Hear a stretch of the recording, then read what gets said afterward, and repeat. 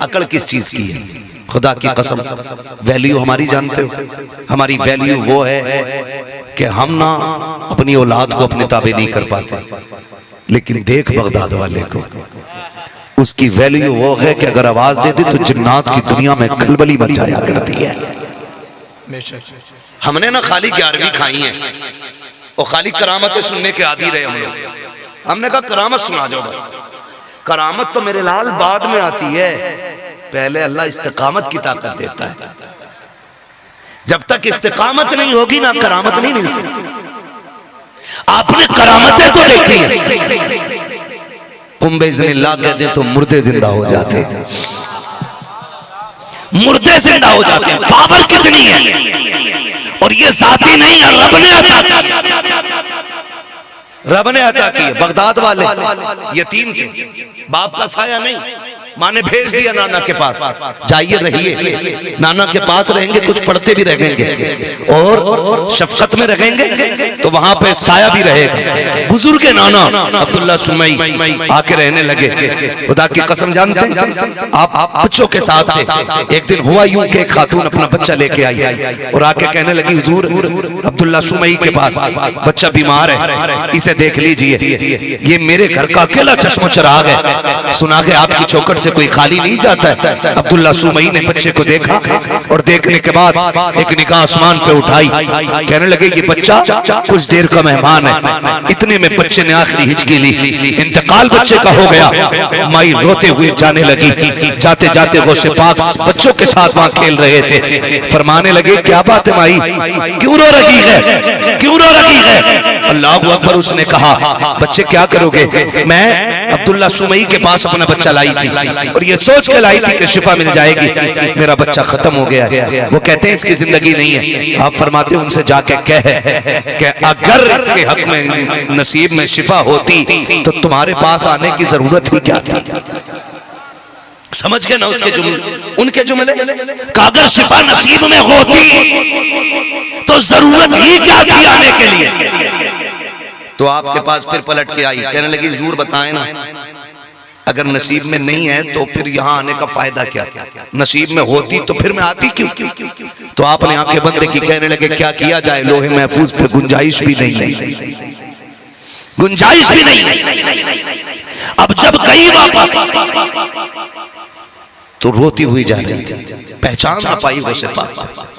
किसी ने कहा क्या बात है, का बच्चा मर गया है। तो उसने कहा वो देख बगदाद वाला खेल रहा है, उसके जोड़ के बच्चे लेटे, जब वो कहता है मर जाओ तो बच्चे लेट जाते हैं।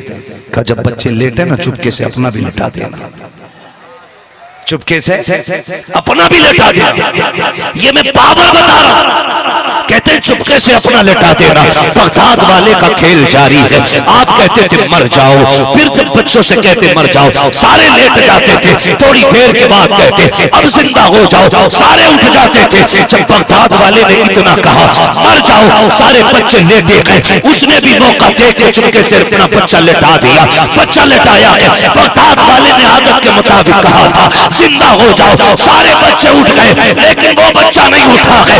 औरत कहती है अरे मेरे लाल को क्या हो गया, ये क्यों नहीं उठा है? बगदाद वाले ने कुछ न देखा, करीब आके कहा था तुम अल्लाह के हुक्म से उठ के खड़ा हो जा।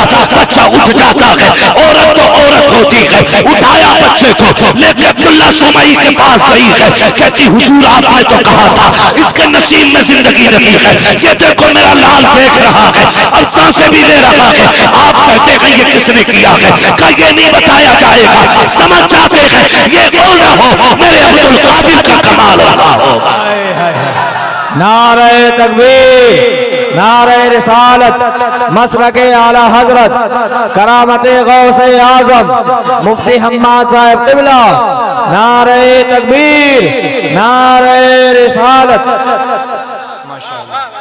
हो ना हो ये मेरे अब्दुल कादिर का कमाल होगा। लोग दौड़े, आपने कहा कहाँ है अब्दुल कादिर? का हुजूर बच्चों के साथ खेल रहे, बच्चों के साथ खेल रहे। बुजुर्ग थे ना, लाठी का सहारा लेके चलते थे। निकले कमरे से अब्दुल कादिर, वो देखा नाना आ रहा है। बचपन तब भाग लगा थी, आप पीछे पीछे। अब देखा नाना पीछे ही नहीं छोड़ रहे। कब्रिस्तान की तरफ से निकले, कहने लगे भागो मुर्दो, नाना आ रहे हैं। लोग कहते हैं ये कैसे हो सकता, मैंने कहा हदीस भूल गया। रब फरमाता जब कोई मेरा हो जाता है ना तो फिर मैं उसकी आंख बन जाता हूं जिससे वो देखा करता है, मैं उसकी जबान बन जाता हूं जिससे वो बोला करता है, मैं उसके हाथ बन जाता हूं जिससे वो पकड़ा करता है, मैं उसके पैर बन जाता हूं जिससे वो चला करता है। लोग कहते हैं ये कैसे हो सकता है, सरकार गौसे पाक के नाना कहते हैं डर अब्दुल कादिर में मारने नहीं आया।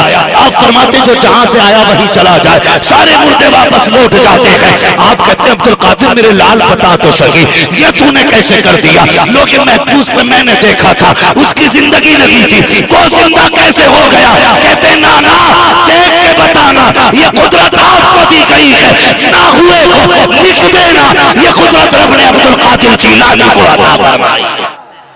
वक्त हो चुका है 1 घंटा, अल्लाह आपको सलामत रखे।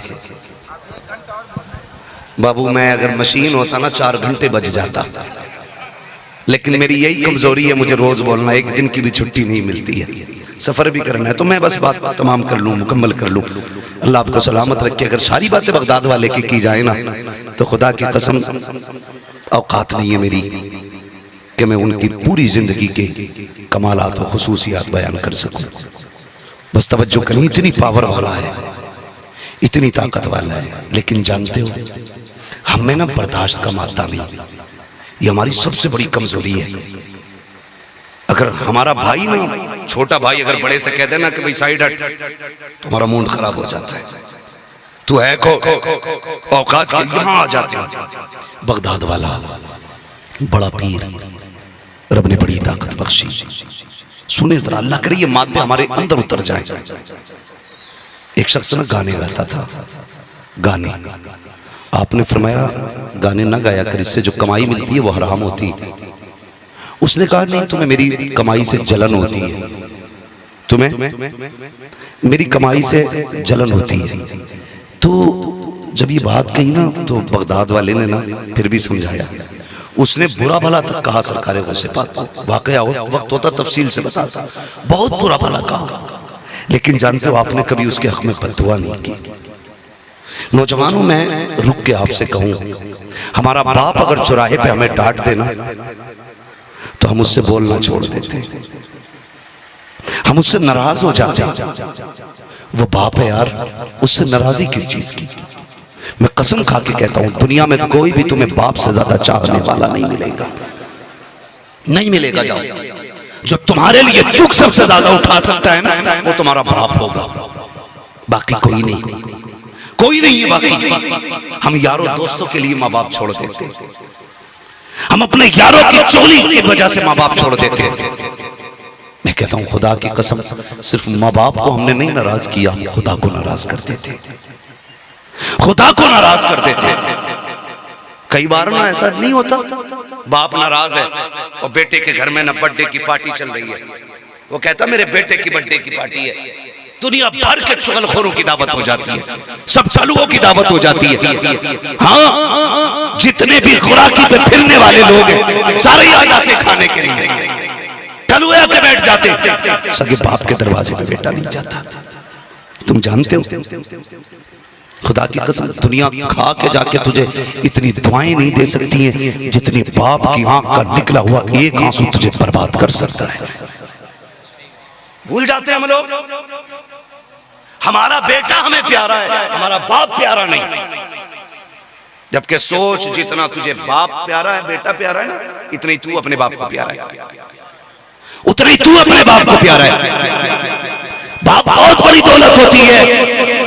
अल्लाह से माँ बाप की जिंदगी की खैरात मांगा करो, सजदे में गिर के कहते हो मालिक 3 मंजिल मकान बनवा दे, 4 गाड़ियां खरीदवा दे, 10 लाख और दिला दे, ये तो मांगा करते हो। कभी रो के ये भी कहा करो अल्लाह बूढ़े बाप का साया सलामत रखना, उसकी सांसें उसकी धड़कनें बाकी रखना। तुम जिस खांसी को मुसीबत कहते हो वो खांसी खुदा की रहमत का सबब हुआ करती है, जिस तुम खांसी से नफरत करते हो वो रब की बरकतों की सबब हुआ करती है। हमने माँ बाप की कदर भुला दी है, अगर भूल गए हो तो याद करो करो। आज बाप कहता कि बेटे सीने में तकलीफ है, डॉक्टर तक ले चल। हम ये कह देते हैं अब्बा मुझे टाइम लगी है, मैं जा रहा हूँ, कल आऊंगा दिखा लूंगा। मगर तुम्हें याद नहीं तो याद दिला दूं, एक दौर ऐसा भी आया था जब हम छोटे थे, स्कूल जा रहे थे, हमने रोना शुरू किया था। बच्चे की माँ ने कहा था सुनो जी ये अकेला नहीं जा रहा है, ये तुम्हें साथ ले जाना चाहता है, तुम्हें कितना जरूरी काम था तुम्हारे बाप को। उसने बेटे के सर पे हाथ रखा, सीने से लगा के हमसे कहा था बेटे कोई बात नहीं है, मैं अपने सारे काम छोड़ देता हूँ लेकिन मैं तेरे साथ जाऊंगा। उस बाप की कुर्बानियों का कहां से हक अदा करोगे जिसने सारे जरूरी काम छोड़ करके तुम्हें स्कूल लेकर के गया और सिर्फ छोड़ के नहीं आया। जब तुम अंदर जाने लगे तुमने मुड़ के कहा था अब्बा जी जाना नहीं है, जब तक मैं आ ना जाऊं यहीं पर रहना है। खुदा की कसम 6 घंटे तेरा बाप दीवार से लगा रहा, 6 घंटे तक तेरा इंतजार करता रहा। उसने ये नहीं कहा था मैं थक गया हूं, उसने ये नहीं कहा था तू खड़ा किया है, उसने एक पैर बदला, उसने कमर से टेक लगाई, उसे प्यास भी लगती रही लेकिन तेरे प्यार ने जाने नहीं दिया, उसे भूख भी लगी लेकिन तेरा इंतजार करता रहा। वो धूप में खड़ा रहा ताकि तुझे तकलीफ ना हो सके। जब छुट्टी हुई तू निकल करके आया, खुदा की कसम बाप पसीना पसीना था, उसने तुझे देख के चेहरा नहीं बिगाड़ा, उसने तुझे देख के लहजा नहीं बदला था। जब तू दौड़ के आया उसने यूं बाजू फैलाए तुझे सीने से लगा के कहा था मेरा लाल आ गया है, मेरे जिगर का टुकड़ा आ गया है। बता तो सके तू जो स्कूल गया था क्या तू बाप के लिए गया था? नहीं, वो तेरी जिंदगी का फैसला था, तेरे मुस्तकबिल का फैसला था। खुदा की कसम आज बाप तुमसे कहता है मुझे 2 रुपए की दवा ला दो, चेहरे बिगड़ जाते हैं। ओ यार अगर बाप जान मांगे हंसते हंसते दे दो, इसलिए कि अगर बाप राजी है कभी खुदाए पाक राजी होता है।